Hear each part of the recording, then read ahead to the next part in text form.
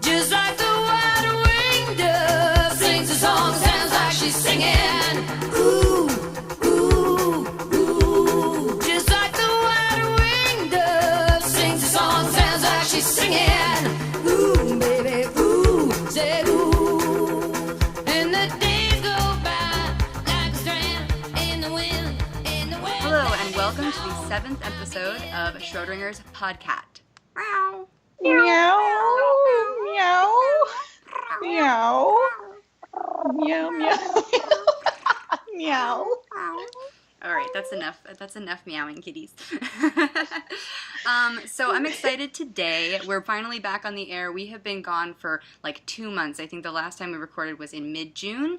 And so got your lovely host, Avens O'Brien, here today. And I am joined by Macey Tomlin, who is actually one of our co-hosts, but she has been in like the jungles of Peru for the last several months. And so she hasn't been on this. And so I'm so excited to bring her in, introduce her, and have her talk about what she's been up to. And then the second guest we have the guest we have today is Robin Drain, who I know from Facebook, and I'm going to let her talk about her own bio a little bit later. So, ladies, both of you, welcome.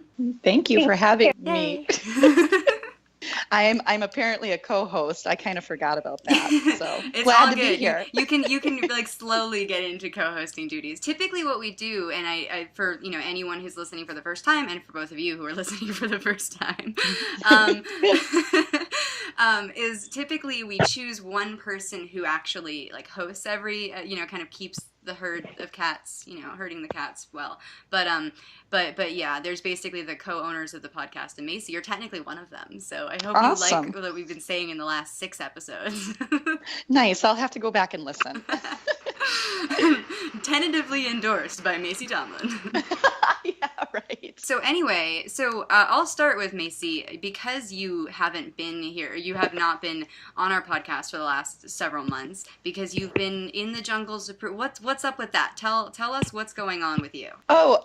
So I've been in Peru for the last 3 months, and I have to go back for a long time for the rest of my life. I'm training to be a shaman with ayahuasca. So I've been getting into plant medicine and learning about the plants and the healing potential that they can have. And so I'm finding that it's really an anarchist way of life through learning through these plants and then doing ayahuasca ceremonies, because we've been so programmed all of our lives and in ways that you might not even realize. And so ayahuasca really shows you where in your subconscious mind, the government or how your parents treated you or the school system really affects your behavior while you're an adult. So I've been learning a lot about that. And my plan is to build an ayahuasca retreat here in Acapulco. I'm surrounded by an amazing community full of anarchists. And Mexico is just an amazing place to live. So I'm planning on building a retreat here as soon as I become a shaman. So I've got a lot more training to do, but that's what I've been up to. I've been living in a tambo, a little tiny hut in the middle of the jungle by myself in total isolation. So that has been quite an experience. It was a trip, man. Damn. Do you mind if I ask what brought you there? What brought you to ayahuasca in the first place? And then we can kind of segue that into what brought you into the Liberty mindset, if you'd like to go into that a bit. Sure. Yeah. Well, the first thing that got me into the Liberty mindset was when I was 19. I was actually working at Hooters, and a friend of mine introduced me to the documentary Zeitgeist. And I didn't Hooters, even want to bringing people into liberty. Title possibility. Sorry, no, go on. I actually got fired from Hooters because I wouldn't shut up about the truth of the nature of our government. So I ended up losing my job over it. Jeez. But I became really spiritual. I went through this huge spiritual experience after I woke up to the truth of the nature of our government and kind of was ostracized, which made me kind of feel like, I was alone. And then I met my ex, Adam Kokesh, who's very, very well known in the movement. And I was able to meet a bunch of libertarians and anarchists who believed in the same principles as I did. So I learned the basic terminology of libertarianism through Adam. And then when I was here, ironically, in Acapulco, where I live now, I met ayahuasca for the first time, and she completely changed my life. And I've gone through a lot to get where I am today with the medicine, but I've really followed my heart. She really showed me, and when I say she, I mean the medicine. I refer to her as a female.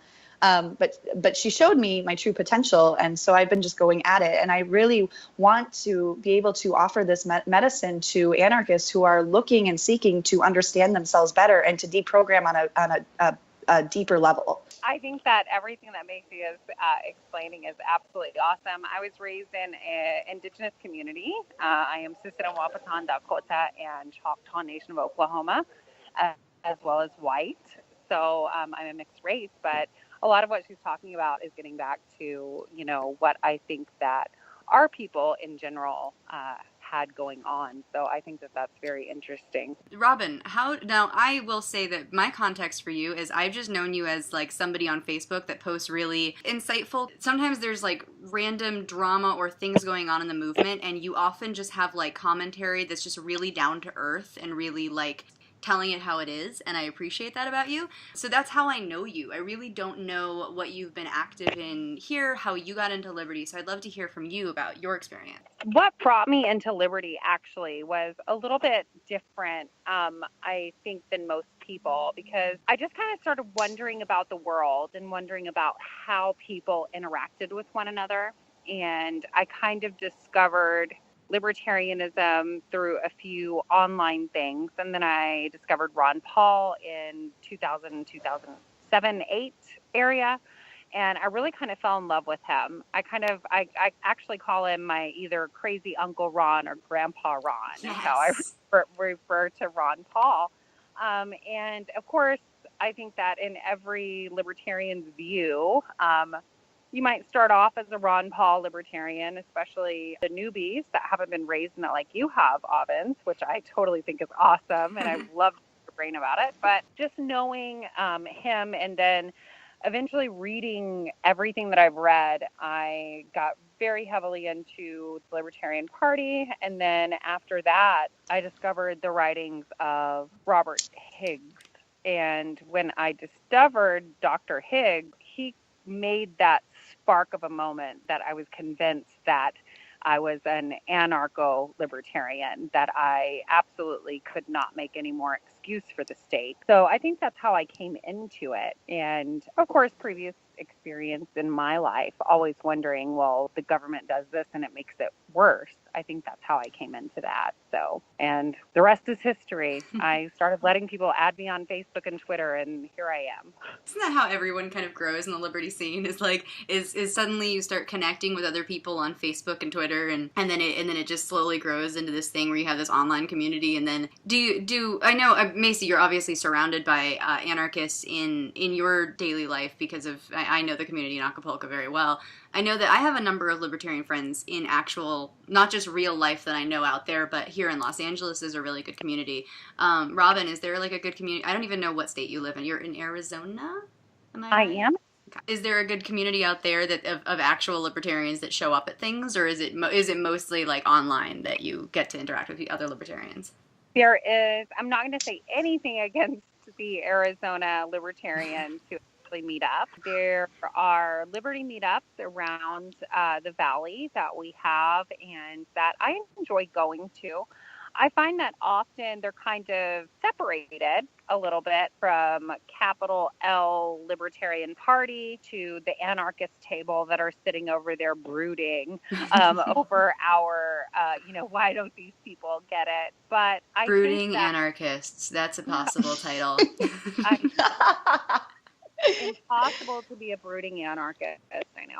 But anyway, I think that it's kind of funny though, because I never have anything against anyone that wants to do more liberty for all. So I kind of find everybody to be an ally in the libertarian stance under this big libertarian umbrella. Right. And so I love Arizona in that way. I haven't been as active as I want to be in certain ways, but Jean Marie is an awesome person. Shout out to her on Facebook. People say, hey, I'm in Phoenix for business. We get together. Like Luis Fernando Mesas came into town and he hung out with myself and Amanda Rashwitz and people like that who are involved in our Phoenix community. and who want to be involved, globally in the liberty movement. So I love Phoenix. I just realized that Amanda's over there, because Amanda is technically one of our co-hosts. Yeah. And I know her very well. She is such a cool person, and we love to talk over each other when I'm drinking and she's not. So. Oh my God. It's funny is every time we have her on here, and of course, like, as a group, I mean, every single person that's been on this podcast is usually extremely enthusiastic and talkative, but Amanda, we were giving her crap like one time because she was going on, and we were sending things in the chat box. We were just like, Amanda, you should wrap up so someone else can talk. So we love Amanda, and it is amazing how we can all get so excited about what we're talking about that we're just talking over each other, but we all love the same things. So, or mostly. Absolutely. I think Amanda's core, like her quote that I will always remember is, "I'm not done yet," or I totally see what you're saying, but yeah, I love Amanda. She's amazing, and I think that she's an awesome girl. But I love being here locally with her so that I can say, "Hey, girl, let's go." But she's fun. I wanted to ask you. So you've been kind of on this ayahuasca journey for a while now, and you were pretty much like out of communication for a couple of months. What's next for you? What are you up to next? Hell. Wait, you've been playing violin on Facebook. I saw that earlier today. Yeah, well, the plant medicine that I've been doing has really been helping me to connect with my heart and with my spirit and lift up my confidence. So I've been kind of more vulnerable. I was actually thinking about deleting my Facebook because I didn't really know, after 3 months of isolation and over 70 ayahuasca ceremonies, how I was going to come back into society and have my persona on Facebook. And then I realized when I came back that the thing that made me get through the 3 months, because I will say it was hell. It was absolutely terrifying, hellish. I can't really explain exactly what I went through because you'll all think that I've lost my holy mind. But it was hell. And the only thing that got me through was to thinking about the people that I want to help. And so that's my main focus. I'm getting my business set up and ready to go. I'm going to be doing another GoFundMe because I have to go back to Peru for 6 months and learn more about shamanism. And then I'm going to be able to sing to people, which means that I'm going to be, when I say sing, I'll be able to heal people. I'll be able to heal them of whatever conflict is going on with their minds. So that's when my business really starts. So after Anarcho-Poco 2018, I'm going to be going back to Peru to go back into isolation for 6 months. So it'll be a tough journey, but then after that, it will be business focused. And my best friend, who is a massage therapist, she's in the business as well. And then we want to do nutritional things, and so we're just getting the ideas started. But there's so many people interested in what I'm doing that I have all the support that I need. So the next thing is going back to Peru for 6 months and learning more, and then hopefully after that I can start to really help people. I'm planning on doing a tour in the United States and doing ceremonies all over the United States. So that'll be fun. Sorry to interrupt, but as a Native Indigenous North American person, I was very involved in the Standing Rock No Dapple protest, and which caused a lot of controversy on Facebook with a lot of my propertarian loving libertarian friends, which I am too. And I, of course, tried to explain to them the idea of Indigenous property rights and what we're going through. But talking about what you're talking about, I remember that some people from Peru, including one of their holy men, as North American people might understand it other than shaman, but when one of the holy men and his people came up, and they did some ceremonies with us as well. For the North American.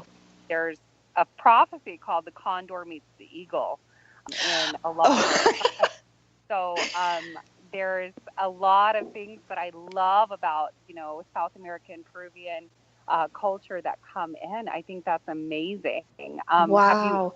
shared any of your libertarian leaning views with anybody that's teaching you the old way and Absolutely. that's been, indigenous this continent forever? Well, actually, it's funny that you say that, because in one of my ceremonies, it was June 28th, and I started to see all these American flags in my ayahuasca ceremony. So I'm just seeing visions of American flags, and I'm like, what the hell are all these American flags doing here? And it took me about 2 hours to realize that it was the 4th of July coming up. And so the United States is purging a lot. And at this time, this is going to sound crazy, but I'm just going to say it anyway. I was speaking to Native American spirits, and a lot of them are pissed. And they showed me the American eagle with the flag, and then the actual spirit of the eagle rising up from the earth. And so I saw this beautiful vision of the fact that, like, those wise old souls are coming up from the ground right now and kind of taking back what is rightfully to be, which is freedom and anarchy. So it was a beautiful vision that you say the eagle, the spirit of the eagle I saw. And so that's why I really want to bring ayahuasca to North America. There's not many, because of government regulations, there's not many retreats. There's so many regulations that it's hard to hold ceremony in the United States. Though I do know some people around that are doing it through donation base, which I think is beautiful. Absolutely. Well, that's amazing. I'm kind of floored. I want to have this conversation with you. Yeah, it's beautiful. The medicine is beautiful. It shows you, 57 different ways to look at things, and it really helps you to become more free in your own mind. I realized how many places from past, from government schooling, from my mother, from my father, where I had literally entrapped myself in my own mind and kept myself enslaved. And the medicine is beautiful for opening those doors and allowing yourself to be freely who you are and in a peaceful way. So, and I'm really, really excited to be bringing it to the United States and to the anarchists, because I believe, we're already on this freedom path. So I would love to see people, find themselves more to be more free and more understanding of others. It really does bring this, it's a really big heart opener. So to understand other people's viewpoints instead of being dogmatic. The one thing that I've learned throughout my entire journey is to stay curious. I don't know everything. The more you know, the less you know. And so I think that it's just beautiful to bring, like I said, to the anarchist community. What's amazing about what you just said, and I hate to get off on a tangent, but tangents are good. This is what we live on. You mentioned a number of 57, and in Dakota culture, there are actually multiple names for the clouds in the sky and what they're doing and how the clouds are formed. And it's very similar to what we, modern scientific people, will name clouds, Celsius and all these kind of clouds. But there are much more names. And if the number is hitting me right, it's very close to the number 57. And what our old people told us is that if you remember all of the names of the clouds, you haven't lost your way. So one of my favorite libertarian native people, which aren't really highlighted, is Russell Means. And I don't want his involvement in InfoWars towards the end of his life to be any judgment on his life, because I think he was an amazing person. He ran against Ron Paul in 1988, and he was Oglala Lakota, which are sister. They're the same people, but we speak a different language. I'm Sisiramuapatan Dakota. He's Lakota. And he wrote a book called If You've Forgotten the Names of the Clouds, Then You've Lost Your Way. And what those names of the clouds taught us was how to predict the weather for up to 10 days. And I think that in your spiritualism and in my spiritualism, which I don't really share a lot, which I'm sharing now, we indigenous people, even in Europe, I think before they were colonized and before they went through what they went through and then came over here and put us through what we went through, before there was a colonization, I think that we had this understanding of a balance between earth and man. and that there were certain ideas that we had that made us live more in harmony than, let's say, we are these days. Of course, I would love my iPhone and my, brick and mortar with air conditioning, but there's something to be said about a teepee and doing ceremonies in our way that teach me where I've come from. So I really appreciated you sharing that 57 ways to heal people and the problems that people have, because I think that we've always had the power.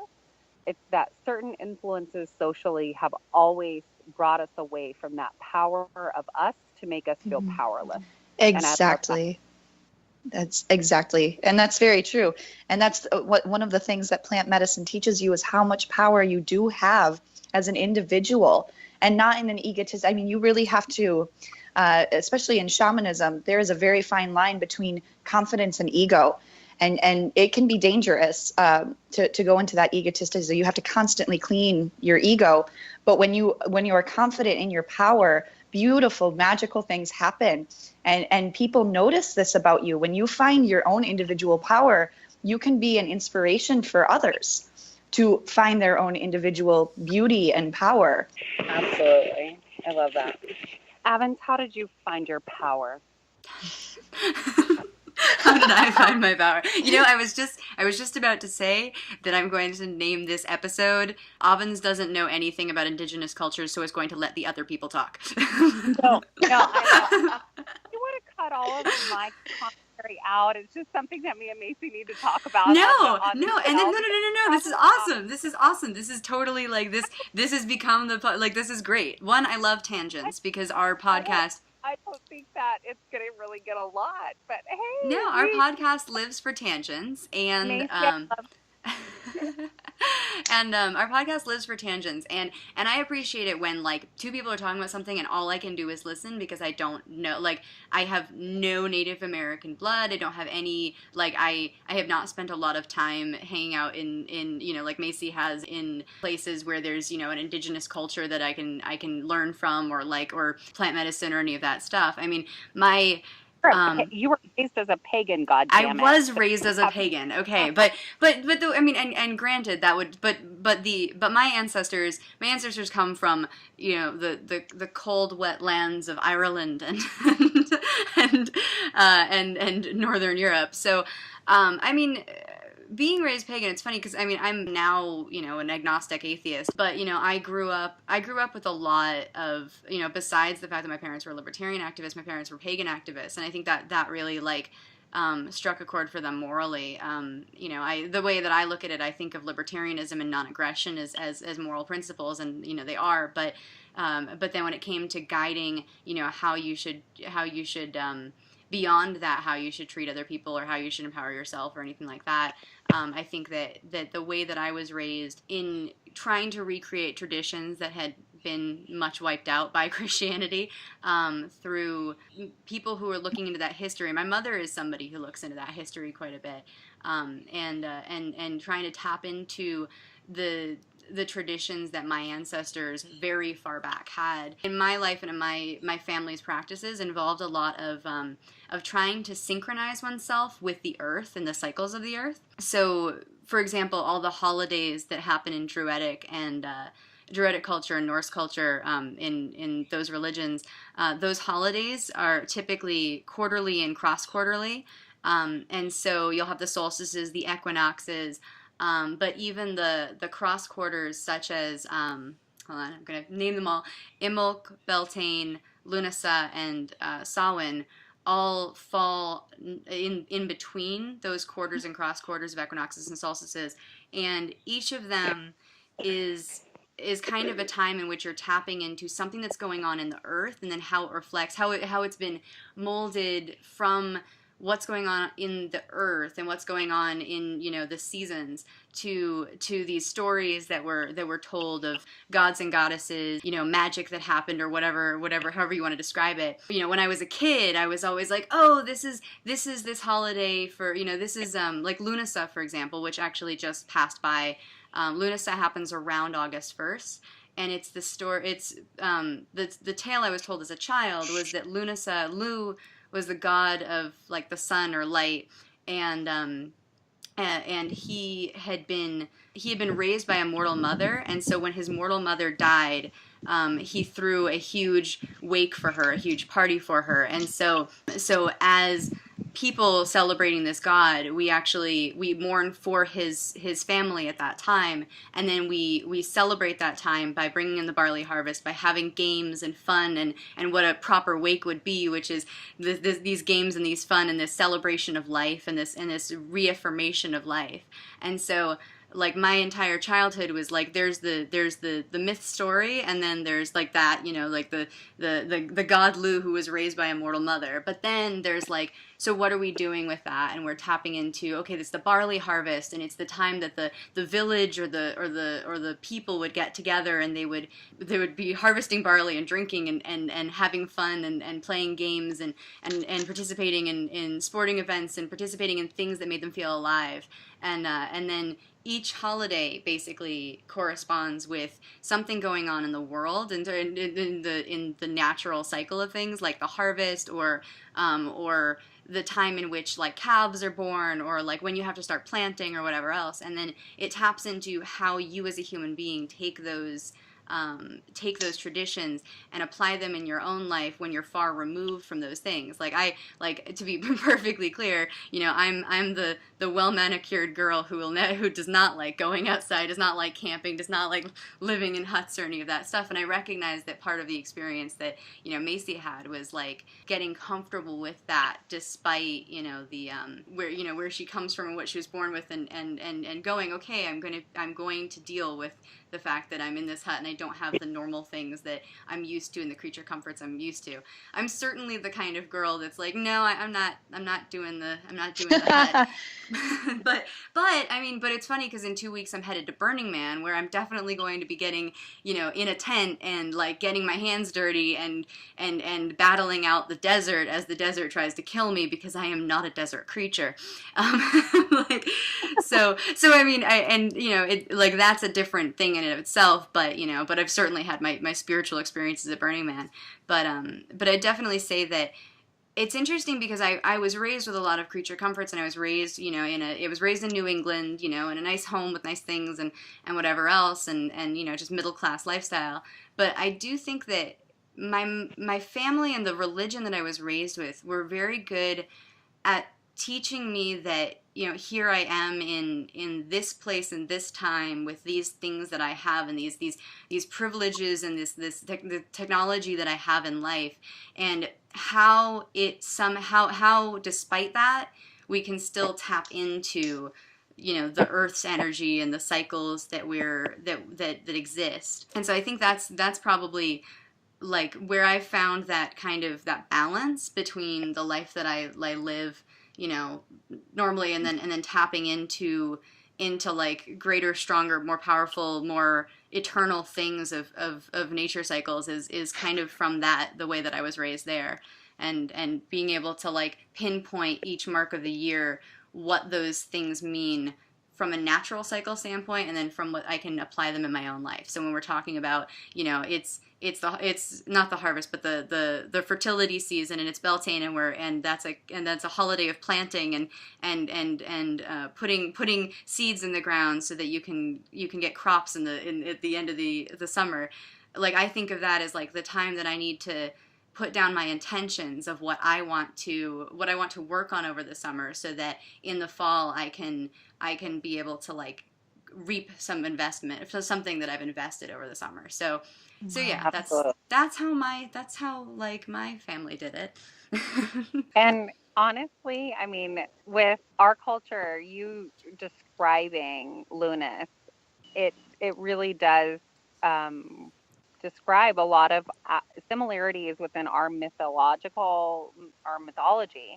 as well as what we do. And I think that even as modern people, we can see that transpire into our everyday lives, because we're of a political people, so we always see those things that come to be. And I think that there are different times within the year that things start to happen. There are certain quiet times where we can talk about whatever we want to, and there are certain rough times. And I think that that's one of the things that might be going on now, after that, beautiful time that we just came from.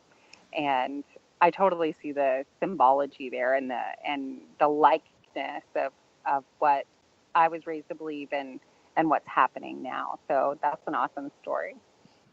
I was gonna say, by the way, Macey, is that when you were talking earlier about your being off the internet for 3 months and then or however long it was, and then it was wonderful. Oh, and then well, and you were saying like I'm gonna have to delete my Facebook because how am I gonna like deal with the world and the internet like this? And I just want to apologize on behalf of the world for what happened while you were gone and what you come back to. No, you know what? This is the thing. Like,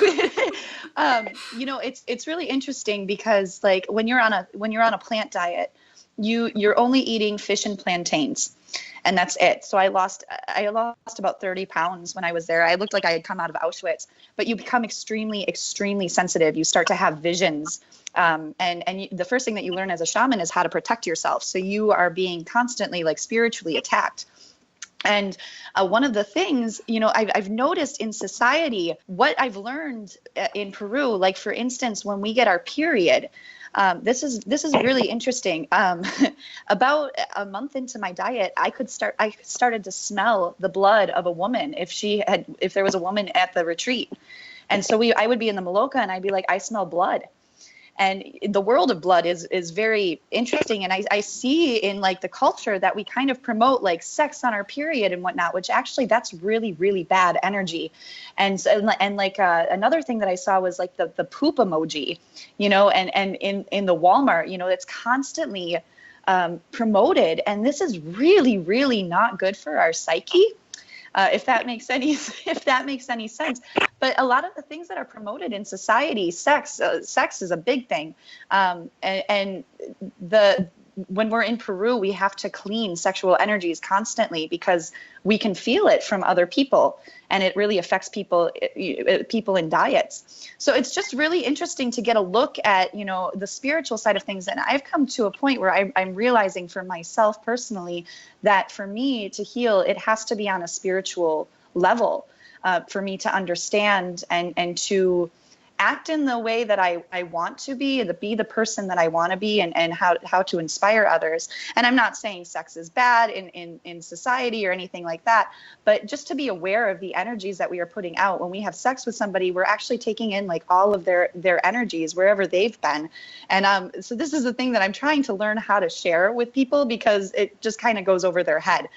So that's another reason why I didn't know how I was going to come back to society, because I have just gotten like, years and years worth of knowledge in multiple ayahuasca ceremonies, and then coming back with this and saying, well, I see spirits. That just sounds crazy. So, I'm just learning at this point how to kind of mold back into society without sounding like a lunatic, basically. So, yeah. I respect that. Though at the risk of sounding really, really weird in this, I will say that so a theme in my family is we all have terrible vision, and our vision gets progressively worse as we get older. And we don't even have amazing hearing, but the one skill, the one like amazing sense that my family has way too strong is we all have really, really, really good senses of smell. And so I will tell you honestly that I can smell when a woman is on her period, just like out here in the normal world, not fasting, nothing else. I totally have this skill, and my brother has this skill, and we both like to point out that it's not a blessing to be able to smell the things that we can smell. Yeah, I was in the grocery store the other day, and I smelled it so like it was bad. And I'm in Mexico, and people aren't eating. Somebody just told me, one of the Mexican people that we hang out with said, well, we don't really eat vegetables. We just eat meat and tacos. And so, and it's kind of true in the culture here. It's a very big like meat industry. And I was standing in the grocery store and I'm like, oh my God, whoever has their period, it is strong. And the girl behind me put a thing of pads down, and I'm like, oh, found it. So I was trying desperately to get out of that line really fast. But yeah, it's strong. It is a very, very, and blood is very powerful. You know, as for women, you know, we're vulnerable, we're bleeding. So I learned a lot about blood in Peru, and how much power it really holds. So, and this is another thing that, like, I have to be kind of careful of how I talk about this and converse this to others. I totally understand. My so one of the funny things about growing up pagan is the things that you take for granted as normal and then realize that other people don't. And I mean, I had this in, you know, growing up libertarian, and like my parents never spanked me or did anything like that. And so it was weird, you know, like when I discovered that other kids were, and like what, like, and that kind of thing. But one of the other things is that, like, growing up pagan, there's like different phrases and things. Like my family just said gods instead of God. So, oh my gods, and like, or oh my goddess, and then like and just different kind of expression, like little subtle expressions that I grew up saying because I was referring to gods and goddesses, or high ones, not God or Jesus or anything like that. I remember as a kid not understanding there was some British movie had like a character said like bleeding Christ, which is like a popular British expression, but I was like, what, Christ? What's that? Like, it was, you know, weird little things like that. But one of the other things is that some of the practices that we had when I was growing up, a lot of like trying to express them as a kid, like trying to say, oh yeah, my family does this, would definitely like hit some of those like, what the hell does her family do, like, you know, like stuff. And one of them was my mother. My mother is can be kind of, for lack of a better term, kind of witch doctory. And I mean that it's funny because my mother's like a very academic woman and all these other things, but sometimes people will come to her and they'll be like, you know, my ex won't stop bothering me, or this or that's happening, and you know, and like there's, you know, a lot of negativities coming at me, or, you know, all these things, and so my mother had like she'd talk about changes in, you know, one's behavior or life, or hey, can you get away in these very practical terms. But then sometimes she'd be like, all right, like we're gonna have to do this a different way. And so I remember that like one of the things that she had is like a woman collecting some of her own menstrual blood into like a vial, and then like and then I think surrounding that with like little miniature mirrors and then burying it, so that anything that was sent to your body would be mirrored back to it, like whatever energy people were sending at you, or would be mirrored back to the sender. And so there were things like that. And so I remember when I was a kid, like those moments when I'd be like, oh yeah, my mother, like, you know, so-and-so came over and they bled into a vial, and then like mom buried it in the backyard. like in retrospect, or even in those days, like watching people's faces go like, what? And then, yeah, no, this is, period blood in itself is like a weird topic for people. People get like really uncomfortable. You know, I knew somebody, and I thought this was such a beautiful idea, is that like plants need blood meal. And so a lot of people get it from slaughterhouses, and I was thinking about doing that when I had a garden, and I was like, no, I don't want that energy in my plants. But a lot of this one woman that I know, she would just take her period blood and put it in plants. And I thought this was the most beautiful idea. And anybody I talked to about it for the longest time was like, you are so weird. And so I was like, okay, if I do this, it's going to have to be in total secrecy here. right? But I will have the best tomatoes, so. Oh my god. No, I mean, I think it's funny though, because like blood, I mean, menstrual blood, and then any other kind of blood. Like another one that like my family had is like in at Imbolc every year. Imbolc is in February, and it's a holiday where it's oriented towards the goddess Brige, and Brige is the protector of women and of children. She's the matron goddess of kind of war, but not actually of war, of protection. So the idea being that like if she's, you know, and this is like, you know, in ancient Ireland, like if she's the protector of women and children, then she's also the one who creates the weapons for the men who protect them. And so that's kind of how she like how her, story is, and she's also a fire goddess because, weapons to protect said women and children are created in fires of, and forged in fires. So there's this whole thing, but in order to put yourself under the protection of her every single year at Imbolc, we had a tradition of giving blood to the fire. And so, like, we would just set up a little fire, and our group of religious here, like our grove, we called them a grove because they're like trees, and druids love trees. Each of us would give of some of our blood. And so sometimes we'd like cut our hand or prick our finger or whatever we needed to do to put blood into the fire to put ourselves under the protection of this goddess. And it was again one of those things that just the other day, like I remember that when I was a kid, I didn't like pricking my finger or cutting myself, but I wanted to give like blood towards towards Briege. And so my mother said something I could do was I could pull out a little bit of my hair, and if I pulled out just enough, like it would cause a little bit, just like a gentle tiny little bit of blood. And I was like, that sounds great. And so I like yanked out a bunch of my hair and threw it in the fire. And I wasn't forced to do it. My mother just said, like, this is how you do that if you want to do that. And so I was like, yeah, yank, and then throw in the fire. and I remember that I described this to my friend, and this was like last year that I described this to someone, and they were like, oh my God, that's horrible.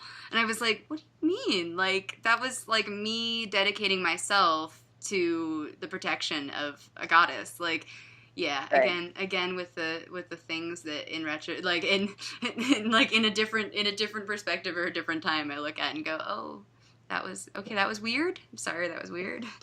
Yeah. I think that it's kind of funny that you mentioned that, Avens, because I think that, so a couple of things that you guys have both been saying are totally like full circle moments for North American Native people, especially the people that I've been, raised among.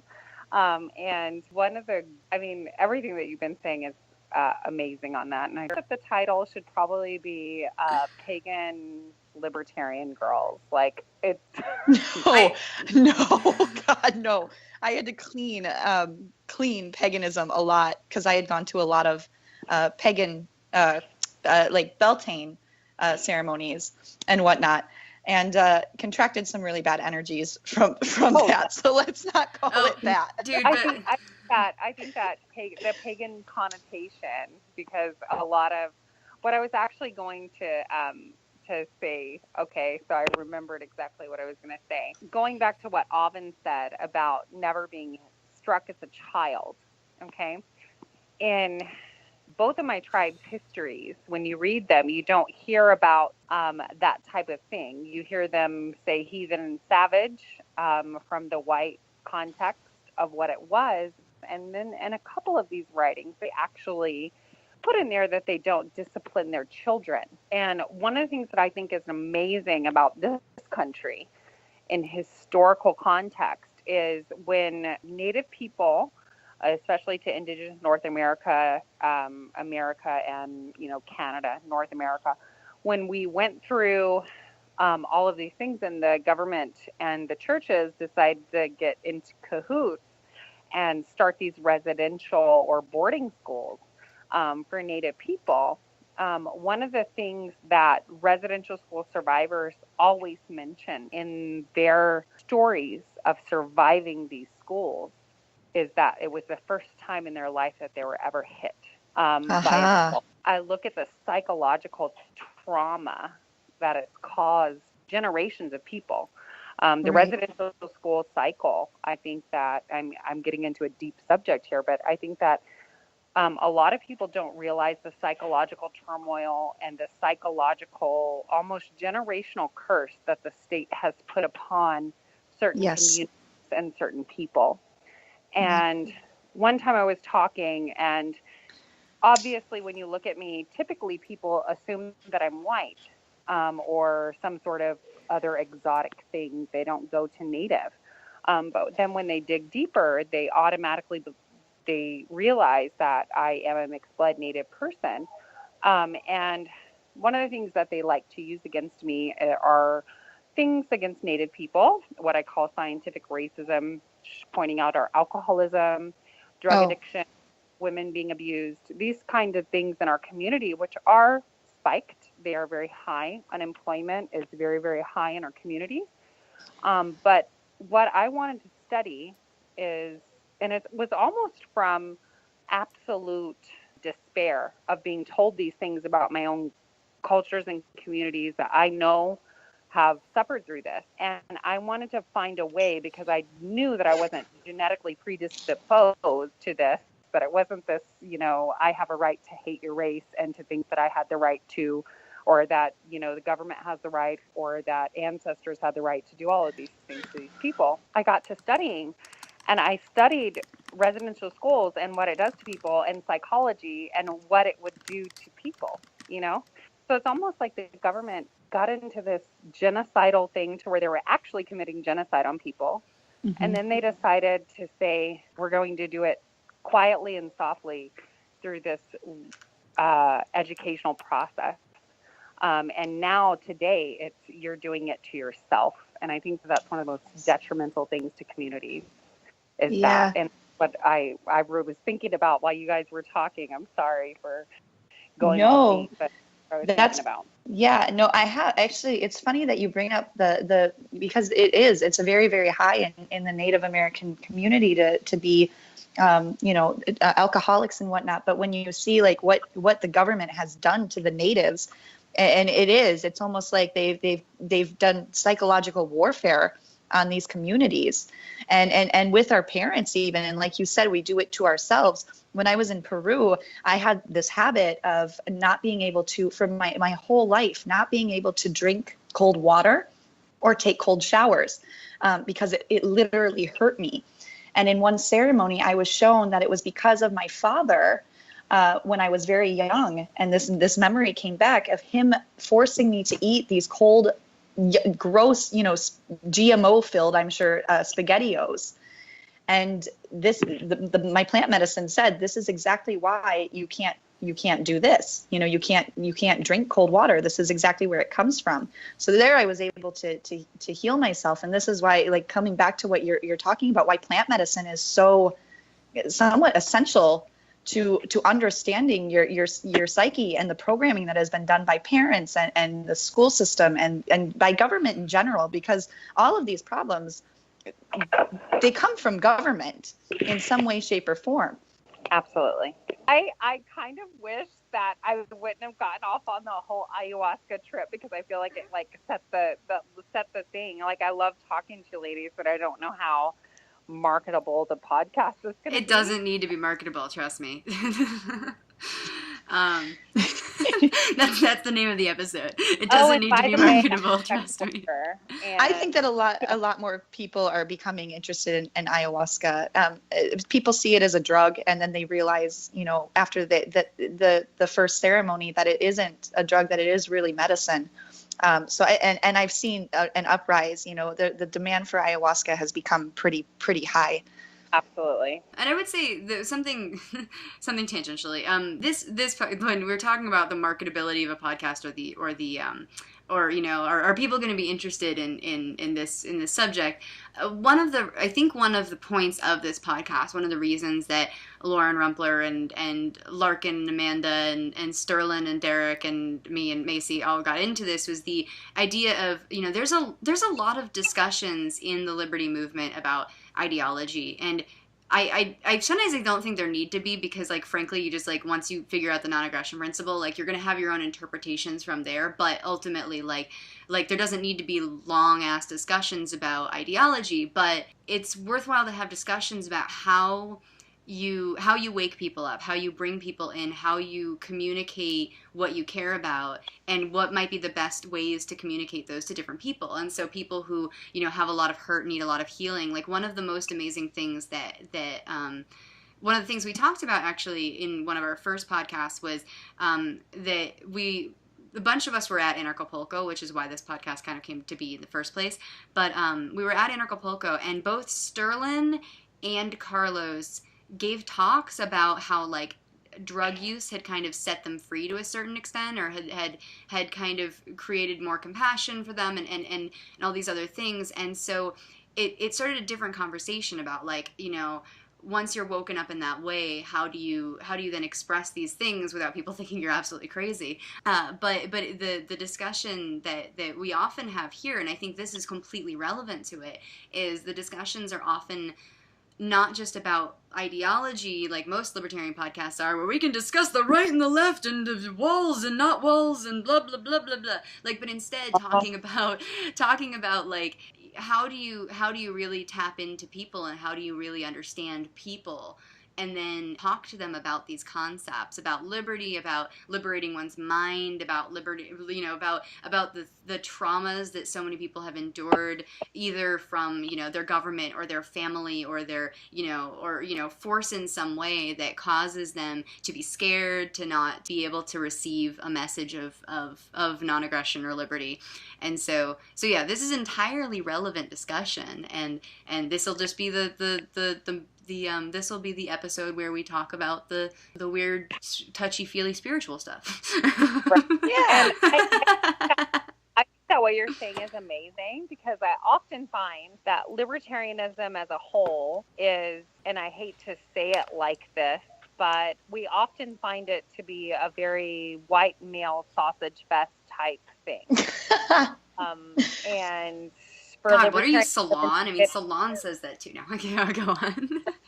But for libertarian women, I mean, they all tell us every day that the only reason that we have any followers is because we're pretty.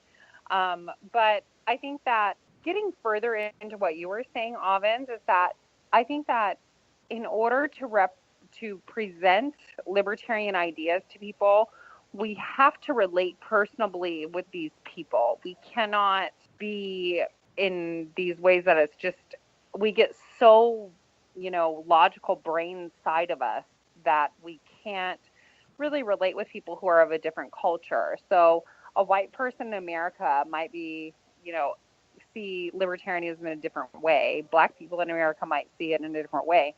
Native people might see it a different way, and people from different religions and cultures. And I think that it's the way that we represent libertarian ideals and ideologies that I think that in every single culture that has ever existed in this country, in the whole world, there is something there that will identify with them. Like, hey, don't fuck with me, I don't fuck with you. I mean, it's an amazing thing of the non-aggression principle. And I think that when you embrace that one thing, so many flowers and plants grow from that in your mind. And I think it's amazing. Definitely. I agree. Something that I had happen at PorcFest. So I was at, one of the reasons this podcast had a little summer break was because I was at Porcupine Fest for like 2 weeks. But it was great. It was in New Hampshire, and I gave a talk on being raised libertarian and what it's like, and and basically the concept was like, raising libertarian children, I promise you're not fucking us up, because there's a whole lot of people in New Hampshire that are raising second generation libertarian children and don't have and you're doing things and you're kind of like pioneering this thing, and you're like, I hope I don't mess up my children. Like, I hope that this is right. I hope that what I'm doing is correct. And so I was able to, I'm like reporting from 30 years in. Like, it was an interesting experience. But one of the things I said to somebody, because like we got into a marketing conversation, we got into just like a how we're talking about liberty conversation, and I said something about how, like, as far as I'm concerned, like, there are so many books out there on the ideology. Like, everything that you need to say about the ideology has already been said. You can go read Rothbard's Man, Economy, and the State. You can go read, you can go read, like, Adam Smith and see, like, Market Economy. You can read all these different books by all these different authors. You can read Larkin Rose. You can read, whomever you want to learn, about the ideology. But, like, the ideology has been figured out, and sure, it can continue to be debated, but there's really, to me, like, I get to a point where there's no point anymore, because what needs to be done is it needs to be translated. And so what I said is, like, yeah. And it's not just language, it's language in a different way. It's you need to be able to reach people where they are in whatever language they speak, whether it's the language of Black Lives Matter, whether it's the language of the, you know, stopping the pipeline, if it's the language of people worrying about their history or systematic oppression or whatever, to be able to take these principles of liberty, this ideology, and to translate it into their language, into their concerns and their things, so that they understand, oh, this does apply to me. I'm not like a computer nerd white boy, like, you know, in my parents' basement, but like, and I've heard that's what libertarians are. No, it's a relevant philosophy to all of us, and this is why. And so yeah, that's what I had commented to this person at PorkFest, as I said, you know, like, the ideology, you know, like, I can't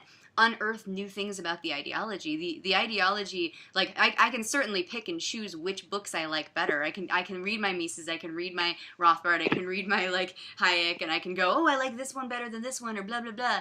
But that doesn't matter. What matters is taking that ideology and translating it. Right. And sometimes that means translating it into what, you know, how to reach people through plant medicine, or how to reach people through, you know, all these different methods. And so many people clamor over each other, like, you know, screw you, you know, you shouldn't be doing it this way, you should be doing it this way. And like, it's like, I think we're all going to have to kind of do it our own, like, we're going to have to speak our own language and learn how to speak other languages. Absolutely. And maybe we should Exactly. stop yelling at each other for, like, speaking other languages, and rather just realize that that's relevant. Exactly. Well, when you talk about like Black Lives Matter, this is something that I've been like on, because racism right now is kind of purging, you know, if we can't, you know, it's obvious in society. Racism is like this really, really big topic right now, and this really big problem. And I think one of the main things that we don't do, and I can't speak for, you know, everybody, but we don't listen, you know, and people just want to be heard. And, you know, if we give that listening ear, especially, you know, to people who are not following, you know, the anarchist principles, if we be that example to listen and to try to understand, we look way more, you know, we look beautiful to you know, outsiders, and much more welcoming. And so, yeah, I definitely see in our community and in our movement a lot of dogma. And that's what, you know, I had it too. And I really did a lot to try to heal myself from that, because I want to stay curious and I want to hear what other people have to say. And I think that's where we find the peace, you know, and how we bring others into this movement, and where people can then see that it's not necessarily, you know, about blacks versus whites or whatever the matter may be. It's always pointed back at government. Yeah. It's us versus them, not left versus right. It's not black versus white. It's not red versus white. It's not any of these things. I absolutely agree with you, Macey. It's individuals versus government.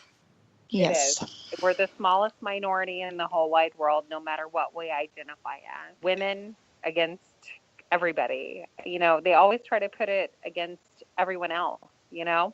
And I think that one of the beautiful things about this ideology and this, our principled way, is that we won't be shaken in the way that we see things, because we can always see things from a individual's point of view. We can see it from the women's point of view, the Native American point of view, the black point of view, the white point of view. We can see all of these things, and we can sift it through this magical sifter that are our principles that are set in this philosophy, that we don't cause harm to people, and that we believe in individualism, and it's, you know, going back to this individualist, beautiful anarchism or libertarianism that is beautiful. I love it. Yeah, I agree. Yeah, I think this is the perfect way to close this podcast. How perfect that we're at an hour and a few minutes, and I'm sure we're going to be editing some stuff out. All right, so as we wrap, what I'd like to do is take a minute for each of you to be, well, each of us really, to be able to talk about what projects you're working on that you want people to be able to know about, any, like, where people can find you online to follow you, if you're going to be making an appearance at any conference or anything that you want to let people know about, whatever. So Robin, as our guest, I'll let you go. All right. I am at liberty_Robin on Twitter, and you can always find me at Robin Drain. on Facebook. My Facebook is open and public, so you can say anything that you want to say to me there. And I want to thank you, Avens, and the podcast for just letting me be here and express what I need to express. I think right now in the libertarian movement that we really need to focus on people, individuals, and not who we're grouped with and what we feel. I think that in the words of John Trudell, which was an amazing anarchist and prolific Native American writer who is from Santee, South Dakota, that we need more thinkers and less believers in the world, and that we need that in our lives, and that's what I believe, and I think that it needs to happen. So, but thank you for having me on. I appreciated the talk. Macey, you're awesome. Avens, you're awesome. I loved it. Excellent. Awesome. Macey, what are you up to? How can people follow you? What do you need people to know about? Oh boy. Well, I don't have a Twitter because I'm not good at that. I do have a piddly little YouTube channel. It's under Macey Tomlin. If you just look me up, you'll be able to find me. And then I'm on Facebook. I release a lot of videos on Facebook, and I try to be regular on that.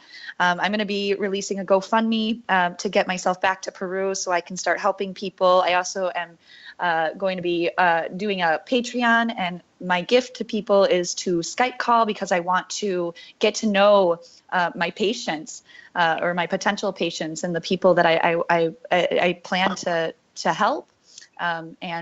So that's kind of my goal. And like Robin said, it's all about people right now. And I'm feeling my heart really open, and I just want to get to know more of my community. So that's what I'm up to right now. I will be speaking at Anarcho-Poco 2018, and I will be going back to Peru on the 22nd of September to do another couple ayahuasca ceremonies and to get myself prepared for my next 6-month isolation journey. So that's what I've got going on.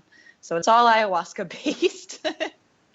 Awesome. I assume your talk at Anarcho-Poco will also be about either plant medicine or ayahuasca journeys. Yes, of course. And then for me, I think obviously people can find me online. Basically, avens.me is my website that leads everyone to everything else I do. It has my Twitter, it has my blogging. I have not been writing as much as I need to. I've got a couple big pieces that I've just been mulling over, mostly on very controversial topics. And of course that requires that I mull them over, and then they're no longer time relevant, but instead it's like a nice, well-reasoned, think piece on things after they've happened. But besides that, so in 2018, I will be, I'm actually hoping to speak at Anarcho-Poco. We'll see if that happens. I've never spoken there before, and I told Nathan a couple years ago that no, I don't want to give speeches, and so now I think I have to verify to him that yes, I'm willing to give a speech finally. I made a reputation for myself as a writer, not a speaker, and now I have to go, hey guys, I'm okay with speaking too. I'm also speaking in either January or February of 2018 for the LP in San Antonio, Texas, and I believe in New Orleans at the Libertarian National Convention of 2018. This year, I feel like there's something coming up, but I think this might be the end of conference season for me. But actually, something I want to give a shout out to is last year, I attended the Ladies of Liberty Alliance Leadership Retreat, and it was a weekend. It was my birthday weekend last year in October, and it was this amazing experience I got to have with over a dozen other Liberty women. I think there were 20 of us maybe, and we were all considered leaders in the libertarian community or potential leaders in the libertarian community, all women, and we got together for 3 days and did kind of like a boot camp where we talked about how we got into libertarianism, why we care about it, and we got headshots taken. We got to have this whole experience of talking to somebody who taught us about making sound bites, which I clearly haven't learned because I'm way too loquacious. But it was about things if you're going to be interviewed as a spokesperson for libertarianism, how to make a sound bite, how to talk on the radio, how to talk in video, if you get interviewed by some mainstream publication, things like that. They also had a whole thing on Socratic dialogue, which was great. And it was also just a really nice experience to kind of have this retreat with 20 other women where, you know, we didn't bitch about the men in the movement so much, but we did kind of have this camaraderie that kind of happens when you don't have any men around. And so I'm not going this year because I think it's supposed to be new people every year, but I want to say that if anyone gets an invite or is interested in it or something like that, to reach out to me. And if you get an invite, you should totally take the opportunity because it was an amazing experience, and they cover everything as long as you pay for, I think, your flight out there. Anyway, details. But I just want to let everyone know about it because it's awesome. I am a chapter leader for Lola, and I really care about that organization. But besides that, I think that's really the important stuff. Just look for me on, you know, the Libertarian Republic and Facebook and all that. It's all Avens O'Brien. It always is. My name is a brand. And besides that, my name is a brand.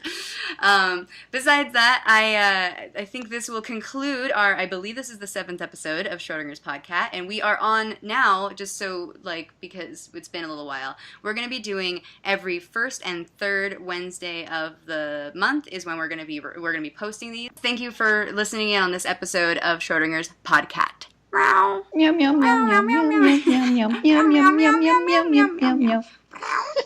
Meow.